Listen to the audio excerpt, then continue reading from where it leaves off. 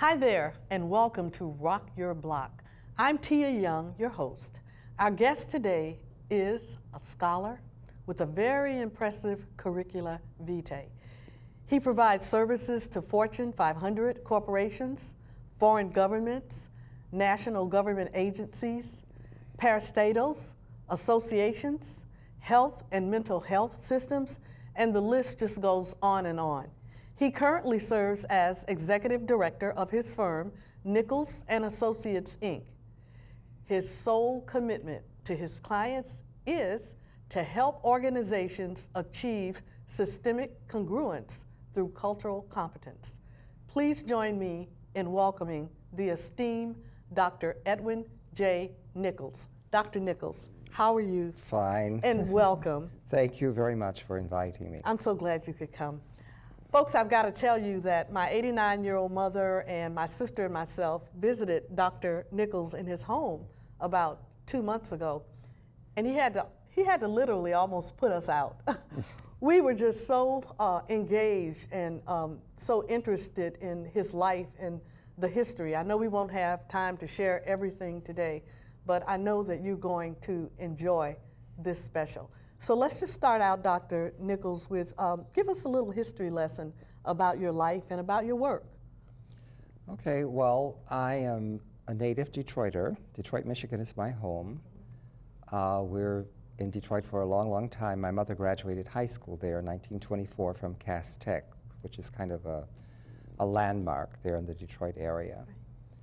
I went to elementary school and junior high school there, and my first year of high school, but my last 2 years of high school, my father had asthma, and we went to Salt Lake City, Utah. Okay. And I finished high school there. And it was a time when African Americans could not receive the Melchizedek priesthood from the Mormon Church.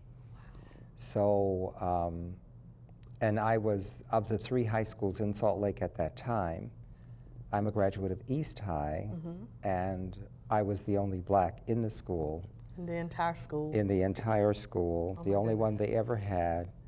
And once I graduated, they subsequently rezoned, so that wasn't getting little fragments from the little black community that was there. So, and then after high school, I realized that I would have to work my way through school. So I took a year and went to a business college, and when I went there, I learned to type, shorthand, and bookkeeping. Wow. And I knew with any of those 3 skills, I would be able to work.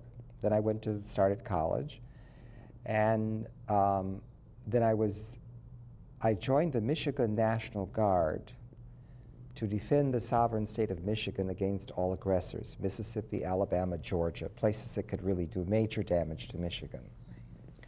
But in 1950, August 1950, we were called to Korea. So you have, out of all the National Guard units in the sovereign state of Michigan in 1950, guess which one got the great honor to represent Michigan in Korea? Oh, no. The only did? black one, yes. Oh, They wow. called us That to is an active honor. duty, and yeah, I'm sure it is, and shipped us off. But because we were an all-black unit, we had black officers from the World War II. Right.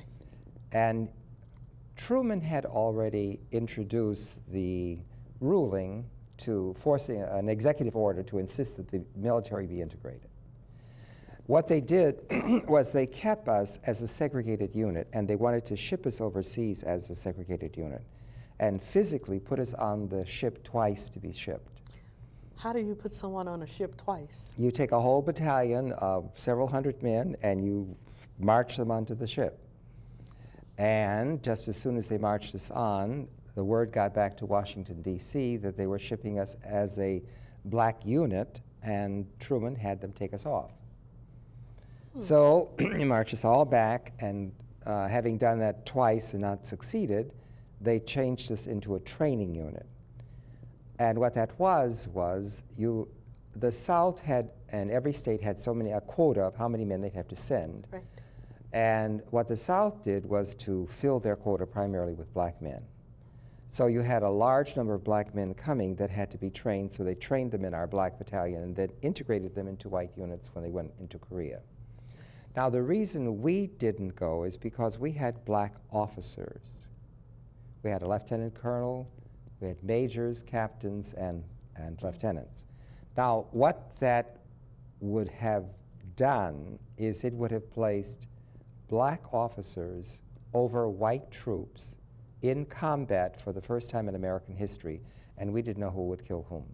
And we're talking 1950, 1950s. 1950, Okay. literally 1950. So they, in 1951, they shipped us to Germany for occupation. And there's not much you could occupy in Germany except beer gardens and dance halls and all the lovely things that you can occupy.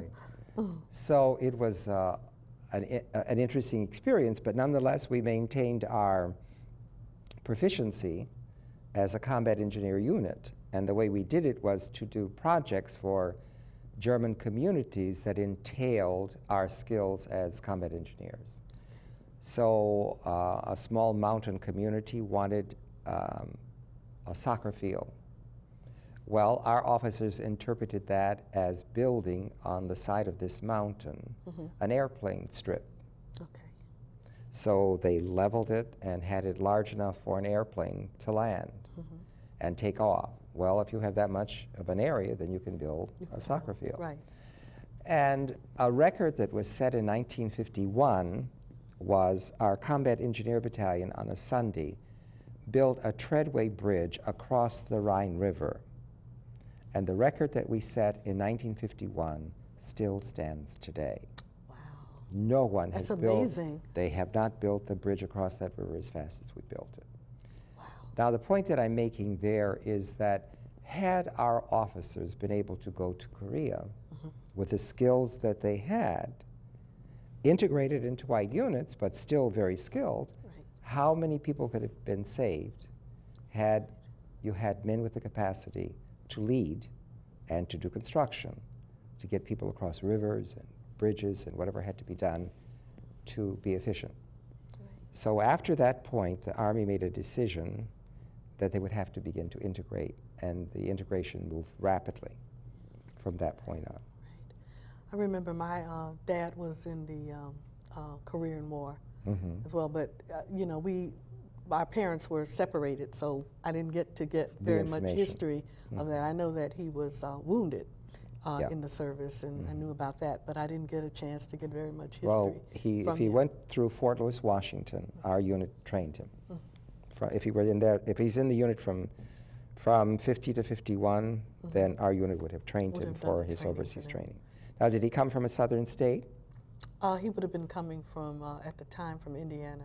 Indiana. Yeah, Wow. he was living. I mean, he's from Mississippi, Starkville, Mississippi. That's where he was born and raised. But Okay. he was living in Indiana. Well, if he still had his registration in Mississippi, then he would have been on the Mississippi quota, and they would have sent Wow. him from representing Mississippi. Wow. Well, I understand that you have a PhD, but you have a double major in psychology and psychiatry. And I'm thinking, is that a little unusual? Yeah. How did that happen? Tell us Okay. about that. You can get a PhD in a subject that is a product of a medical school. Okay. So you have people who have a PhD in psychopharmacology, for an example, and they go to medical school and take classes with the medical students, but they still have see. to do a dissertation in that area. Right. Well, what I did was I did the equivalent to what a psychiatric resident would have done. Okay. I worked every day in the clinic. Every day. Every day in the clinic, and did all of the, but I also did all the psychological testing, and I did therapy and so on. And I'm trained as an analyst. So the work that they didn't know how to, they knew what to give me as titles there, but it probably translates better into a title because of my dissertation dealt with apprentices as clinical industrial, clinical/industrial psychologist. Okay. I can do the work as what we now call OD, or organization development, Right. and I do that, but I also work as a clinician and do psychotherapy and testing and evaluations. Right, So, and I just looking at your the bio that I have. I mean, you've worked with everybody. yes. I mean, you've worked with some of everybody from A to Z. I couldn't list every. We would still be No. looking at the accomplishments there. That's quite a. Well, did you take any time to have a family, or are you just so busy? Yeah. I'm very fortunate. I have two wonderful children. Lisa has a doctorate in psychology, PhD, and she lives in New York and works there. And my son went to Morehouse, left Morehouse, went to university in Beijing in China. Wow. Met his wife, they got married, and he lives in Shanghai, and the joy of my life is my 5-year-old granddaughter. Oh. Now, Maya. what is your son's name? My son's name he's Edwin Lewis. He's Edwin Lewis, Yes, okay. And he's then a Maya different is the little one. Yes, Maya's Do my you get to granddaughter. see her often, or how We do you talk guys on work Skype. that out? We talk on Skype. That's and I neat. go That's cool. every other year, and they come every other year here. Oh, that's cool. So we have a good time. Now, you are also, and we're probably going to have to take a station break in just a little bit, but maybe we can get started on this. You are the executive director of your company, Nichols and Associates, Inc. What is your company all about? Well, my company is designed to help organizations work more effectively and efficiently. Okay. And I combine two skills.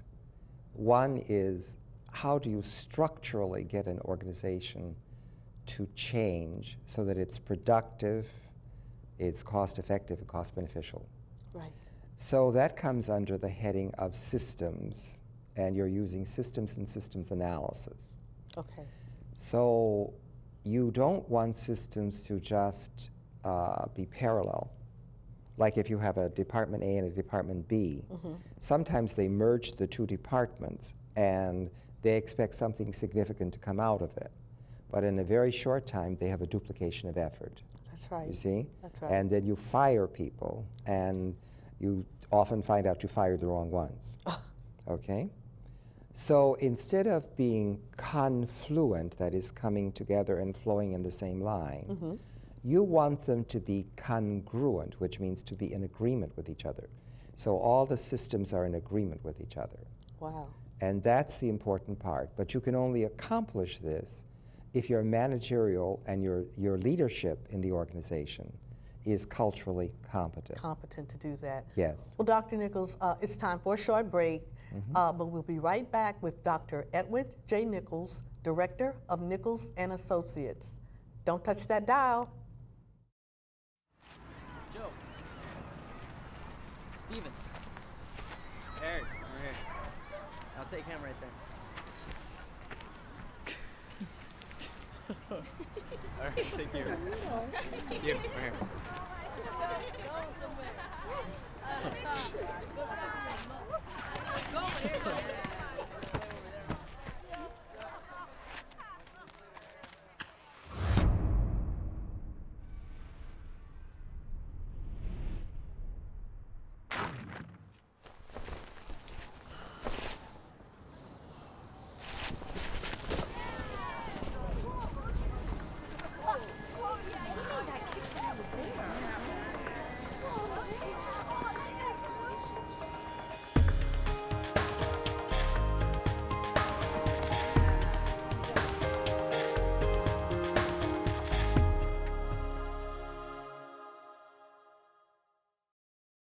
Welcome back to Rock Your Block and our special guest, Dr. Edwin J. Nichols, Director of Nichols and Associates, Inc. Dr. Nichols, I recently read one of your many papers. This is something that you did back in October, I think, of 2008. And let me just read the title because I want to have it correctly. It's entitled Stop and Frisk, a Policy of the New York Police Department. Would you talk to us about that paper? Okay, I very often do lectures for churches or social groups or cultural groups. And I work in the New York area. I've been going to St. Paul Community Baptist Church up there for the last 20 years. Wow. And each time I go, they ask me about a subject and I prepare a paper for them. Okay. So at that time, they were experiencing the law which entitled the police to stop you and search you without probable cause. Okay? But when you examine that, you have to look at the law itself. So I looked at the Fourth Amendment in the United States the Fourth Amendment of the United States Constitution. The right of the people to secure in their persons, house, papers, and effects against unreasonable search and seizure shall not be violated, and no warrant shall be issued. And then you have this phrase, but under probable cause. Now, for African Americans and African males specifically, this has become our, what the French call la phrase assassine. It's the one that kills you, okay, that phrase. That's not good. But under probable cause. And of course, from the perspective of the police officer, their objective perspective of this whole process, there are two messages. One is the police control the streets, and the reason, of course, is for public safety. Right. And the second is the police stop and frisk to prevent crime and catch criminals. Okay. Semicolon, however, comma, the subjectivity of the police in processing the policy of stop and frisk is perceived by black people as being arbitrary and capricious. Okay? Okay. So I always come from a school where you must define terms. So arbitrary, determined by cause, whim, or impulse, not limited by law, all right? And then capricious is impulsive and unpredictable. So when police stop you as the black male, it can be on their whim, their impulse, whatever reason. That's the arbitrariness of it. Okay.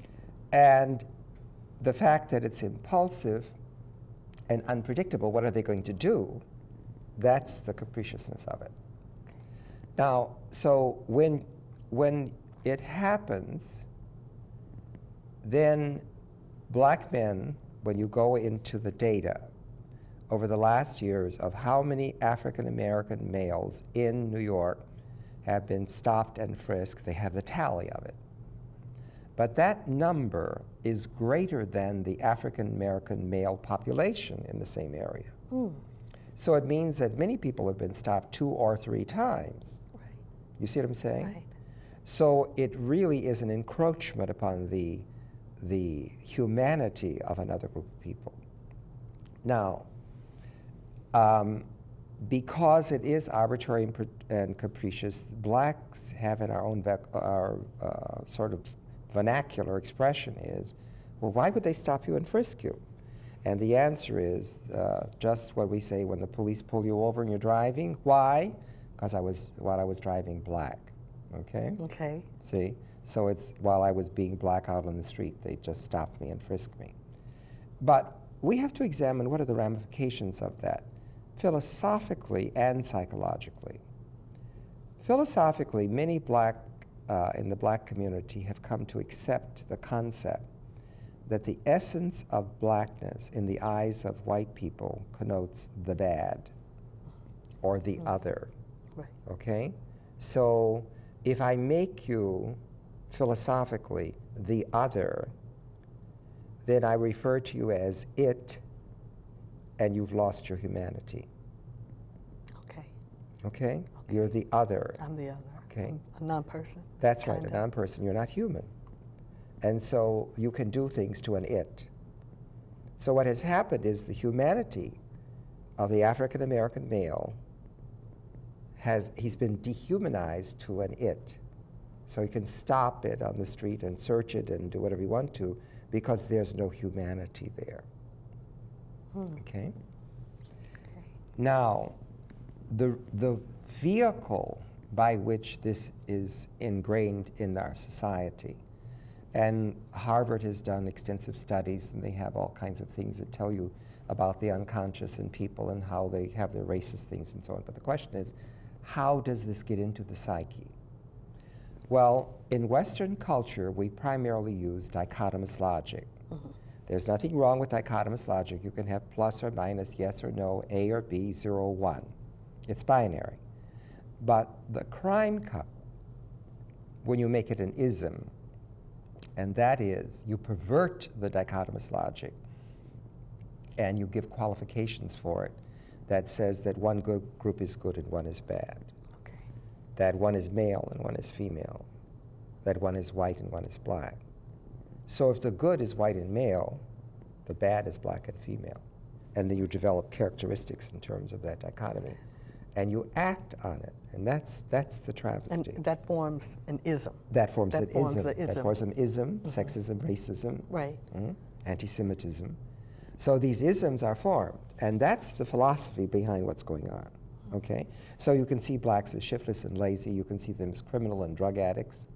You see, because well, let's examine. We had crack cocaine and you had heroin. Right. Okay, with crack cocaine you get, well, those are what black people do, therefore it's a very serious crime and they go to jail for a very long time. And a small quantity, a couple ounces of that.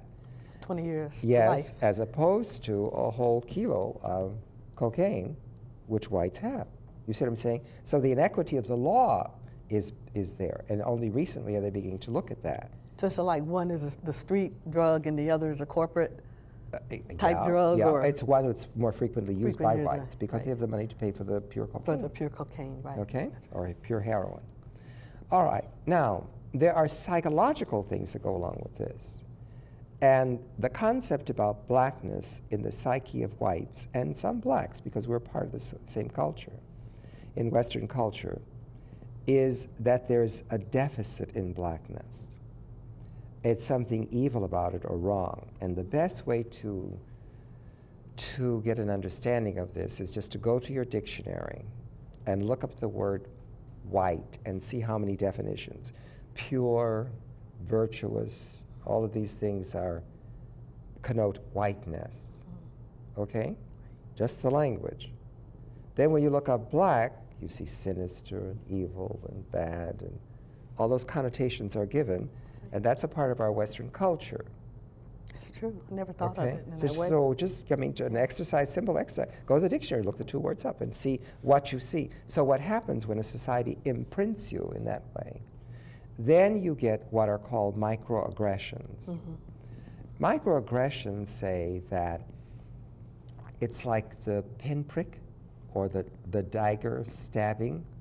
You just keep being stabbed and stabbed and stabbed, and 1,000 cuts, the body just collapses and falls. Okay? Give up. So a microaggression are statements that are made, and whether they're conscious or unconscious, they have a cumulative effect on the psyche of African American and African American men specifically. I'll give you an example.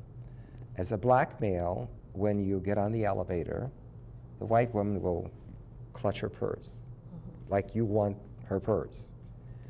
When you enter a store, very often black males are followed around to see if you're going to steal. People sometimes unconsciously don't mean to be offensive, but if you're a Harvard law graduate and you were in charge of the Harvard Law Review, and someone says, oh, he's articulate. Well, what else you would expect from anybody who was Harvard, and particularly if they were in charge of the law review. Right.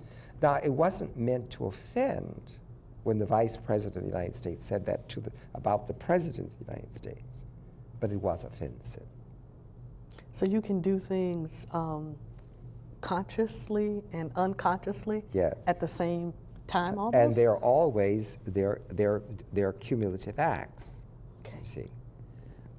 Sometimes you stand in a line, and you're next in line, and a white person will run up, and the clerk, instead of saying, you're off the queue, get in the queue, they will wait on them first. And that's because we have the invisible man syndrome. You see, we are invisible. Our presence is not. Well, if you are dehumanized to a certain degree, then you're not visible. Right. Okay? So it's that situation. Now, what happens is these racial microaggressions are cumulative. So just the one incident isn't sufficient enough to cause an outbreak or outburst. Right. But because they're cumulative, you keep carrying them inside, and the last straw just blows it all up.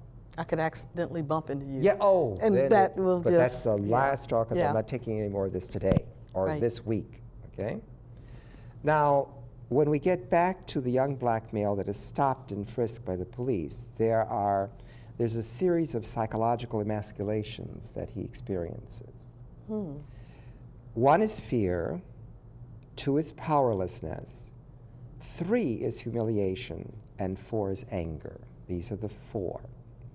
Fear.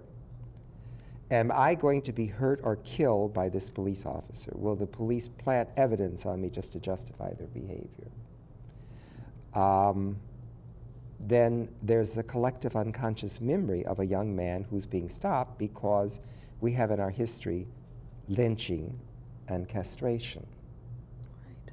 So that's a part of the collective unconscious memory Right. that as African American males we carry. Now that's the fear part. The powerlessness is there is nothing that I can do or say to defend myself. You can be shot by police, and what do they say? We thought he was reaching for a weapon, and we shot in self-defense. How many times has that happened only to find that there was no gun?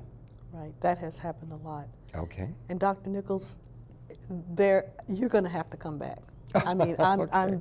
I'm here. I'm begging you. That's all right. Will That'd be you good. come back, because we will not have time to finish this, and I think this is really important. It's a very important subject, and I've got tons of questions. Okay. And I know that you have more to share with us about this subject. I do want to ask one question though before we close. Is this just systemic of New York, or is this something No, this is all that's over the national? This is or all over the country. It's all over the country. Yeah. Well, folks, we're out of time. I want to thank Dr. Nichols so much for sharing his life and history with us. We're going to have him back real soon. Thank you for watching, and bye-bye.